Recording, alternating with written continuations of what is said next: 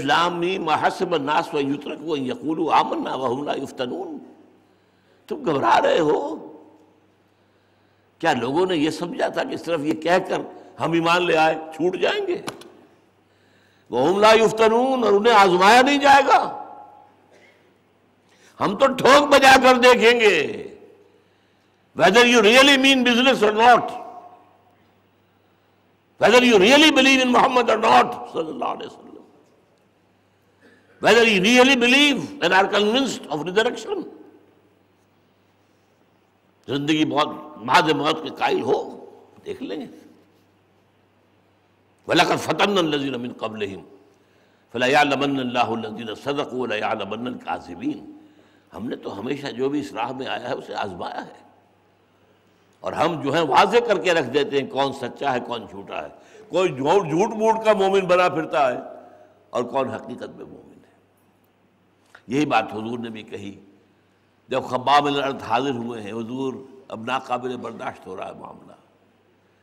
الا تدعو لنا، آپ ہمارے لیے دعا نہیں کرتے اللہ سے؟ اور یہ خباب کون ہیں جن کو دیکھتے انگاروں پر لٹایا گیا تھا؟ جواب میں حضور کیا فرماتے ہیں؟ آپ نے بھی اظہار ناراضگی فرمایا. خدا کی قسم تم جلدی بچا رہے ہو. تم سے پہلے تو جو لوگ آئے تھے ان میں ایسا بھی ہوا کہ گڑھا کھود کر آدھا گاڑ دیا گیا انسان کو، اور پھر سر کے اوپر آرا رکھ کر چیرنا شروع کیا اور 2 حصوں میں ختم کر دیا. ایسا بھی ہوا کہ آگ میں زندہ پھینک دیے گئے، جلا دیے گئے. ایسا بھی ہوا کہ لوہے کے کنگھوں سے ان کے ہڈیوں پر سے گوشت کھرچ لیا گیا.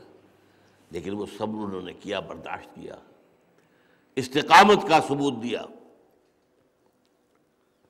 خدا کی قسم تم جلدی بچا رہے ہو، ورنہ ایک دن آ کر رہے گا کہ ایک سوار صنعاء سے حضرت موت تک سفر کرے گا اور اسے کسی کا خوف نہیں ہوگا سوائے اللہ کے. یعنی وہ امن قائم ہو جائے گا، وہ عدل و انصاف قائم ہو جائے گا. قرآن مجید میں بھی بعد میں سورہ بقرہ میں یہ آیت نازل ہوئی ہے، ام حسبتم ان تدخلوا الجنہ.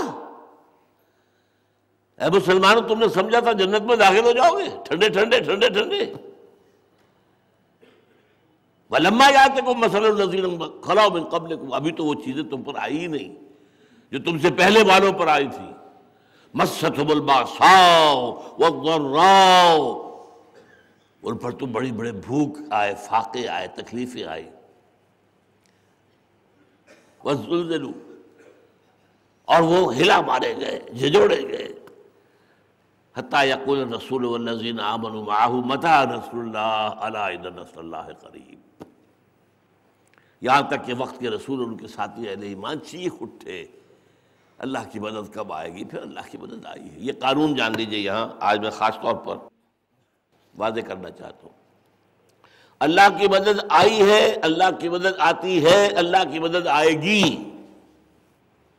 لیکن پہلے ٹھوک بجا کر دیکھ لیتا ہے اللہ تم واقعی صادق القول ہو یا یہ جھوٹ موٹ کے دعوے ہیں.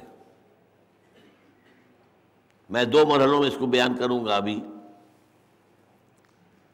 جب ایک آزمائش اپنی انتہا کو پہنچ جائے اور ثبات اور صبر کا اور استقامت کا ثبوت ہو جائے، وہاں سے ٹرننگ پوائنٹ ہوتا ہے. وہ ابھی ہم آج بحث کریں گے. انفرادی حیثیت سے حضور کا معاملہ کب ہوا، اجتماعی حیثیت سے حزب اللہ جو امت محمد صلی اللہ علیہ وسلم تھی اس کا معاملہ کب ہوا ہے. اچھا، اس معاملے میں اب جو ہے تیسری بات نوٹ کرنے کی یہ ہے، حکم یہ رہا ہے صحابہ کو کہ تم مار کھاؤ، چاہے تمہیں زندہ جلانے لگے، چاہے تمہارے جسم کے ٹکڑے کرے، تم نے ہاتھ نہیں اٹھانا. پیسو ریزسٹنس یہ میں بیان کر چکا ہوں. یہ اہم ترین اور موسٹ پروفاؤنڈ نظم کی پابندی کی مشق یہی تھی. نظم کی پابندی، اللہ کے رسول کی اجازت نہیں ہے. ورنہ جب حضرت سمیہ اور حضرت یاسر کو ٹارچر کر رہا تھا ابو جہل، میرے اندازے میں 40 کم سے کم اہل ایمان مکے میں موجود تھے، کوئی بچانے نہیں آیا. اجازت نہیں، حضور کی اجازت نہیں. خباب بن الارت سے کہا گیا ہے اتارو کرتے، اور یہ دیکھتے گاڑے میں لیٹ گئے. اگر اجازت ہوتی تو ایسا ڈیسپریٹ آدمی جو ہے 2-4 کو مار کر مرتا نا. اجازت نہیں. گویا کہ یہاں اب یہ جو ہے سخت ترین امتحان جو ہے ڈسپلن کا وہ یہ ہے، رسول کی اجازت نہیں ہے تو اپنے دفاع میں بھی ہاتھ نہیں اٹھا سکتے۔ بھائی جلا دیں گے، موت آ جائے گی، سیدھے جنت میں جاؤ گے، تمہارا کیا گھاٹا ہے اگر یقین ہے تمہیں، اگر یقین ہے۔ اسی لیے جب شدید ترین ٹارچر کر رہا تھا ابو جہل حضرت سمیہ اور حضرت یاسر کو رضی اللہ تعالیٰ عنہما اور ان کے بیٹے حضرت عمار کو، حضور پاس سے گزرتے تھے اور فرماتے تھے اصبروا یا آل یاسر فإن موعدکم الجنہ، اے یاسر کے گھر والوں صبر کرو، برداشت کرو، جھیلو، جنت میں تمہارے استقبال کی تیاریاں ہو رہی ہیں۔ یہ یقین اور اس میں جو نظم کی اطاعت ہے۔ پھر میں نے ایک بات آپ کو اور بتائی تھی، اسی سے عوامی ہمدردی پیدا ہوئی ہے مکے کے لوگوں میں مسلمانوں کے ساتھ اور حضور کے ساتھ۔ جب دیکھا کہ یہ بلال کو ننگی پیٹھ، ننگے بدن، گردن میں رسی ڈال کر اور دے رکھی چھوکروں کو گھسیٹتے پھر رہے ہیں مکے کی سنگلاخ گلیوں میں، اور اس سے پہلے مار مار کر جو ہے کوڑے ان کا جسم ادھیڑا ہوا ہے، پھر لے جا کر دھوپ میں لٹا دیا اور سینے کے اوپر پتھر بھاری رکھ دیا، سانس لینا مشکل ہے، لیکن کیا کہہ رہے الاحد احد احد، ایک ہی کو مانتا ہوں، کسی اور کو نہیں مانتا۔ تو آخر انسان تھے نا لوگ، عوام جو ہیں جن کو ہم کہتے ہیں silent majority, silent majority silent ہوتی ہے لیکن اندھی بہری تو نہیں ہوتی۔ بھائی کیا ہوا؟ بلال نے کیا کوئی چوری کر لی اپنے آقا کے کسی مال کی، آقا کی بیٹی کی عزت میں کہیں ہاتھ ڈال دیا، کیا کیا ہے؟ کچھ نہیں بھائی، کچھ نہیں کیا، بس صرف یہ کہتا ہے کہ میں ایک اللہ کو مانتا ہوں اور محمد کو اس کا رسول مانتا ہوں، بس یہ ضرور ہے۔ آخر فطرت انسانی ہے نا، وہ لوگ جو سائلنٹ میجورٹی، ان میں ہمت نہیں ہے کہ وہ خود کھڑے ہو جائیں قریش کے خلاف، ہمت نہیں ہے، خود تو خاموش ہے لیکن اندر سے یہ دلوں کی ہمدردی کدھر جا رہی ہے؟ کیا ابو جہل کی طرف جائے گی؟ کیا امیہ ابن خلف کی طرف جائے گی جس نے کہ حضرت بلال کو اس طریقے سے ستایا؟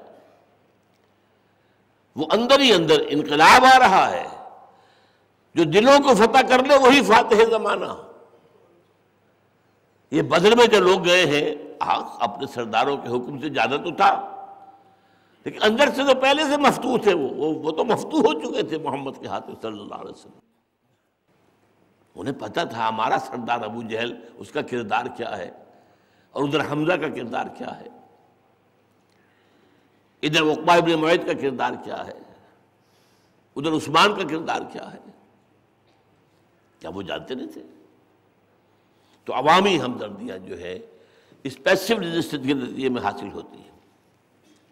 البتہ اس تشدد کے دور میں ایک اجازت دے دی گئی ہجرت حبشہ کی، کہ اگر یہ ناقابل برداشت ہو رہا ہے تو ٹھیک ہے، تم یہ زمین چھوڑ کر، سرزمین چھوڑ کر کہیں چلے جاؤ۔ حضور نے فرمایا حبشہ کا ملک بس یوں سمجھیے بحیرہ قلزم درمیان میں ہے، کوئی بہت جو ہے زیادہ عریض نہیں ہے، اس کو عبور کیجئے تو حبشہ۔ تو جو لوگ ہیں حضور نے فرمایا کہ وہاں ایک عیسائی بادشاہ ہے اور وہ انصاف پسند ہے، اس کے ہاں کسی پر ظلم نہیں ہوتا، تو چلے جاؤ۔ جن کو طبیعت برداشت نہیں کر پا رہی تو وہ ہجرت کر جائے، ہجرت ہوئی۔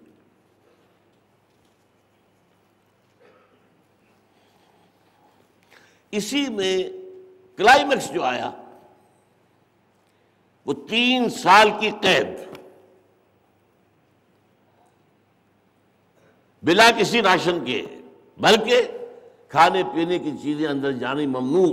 ایک پہاڑ یوں ہے، ایک پہاڑ یوں ہے، ادھر اس کی ایک درہ، ادھر درہ ہے، ادھر بھی پہرا ہے، ادھر بھی پہرا ہے، کوئی چیز اندر نہیں جائے گی، اور بنی ہاشم درمیان میں پڑے ہیں، کوئی سر پر چھت نہیں۔ عرب کا سورج آگ برسا رہا ہے تو بیٹھے وہیں نوروف۔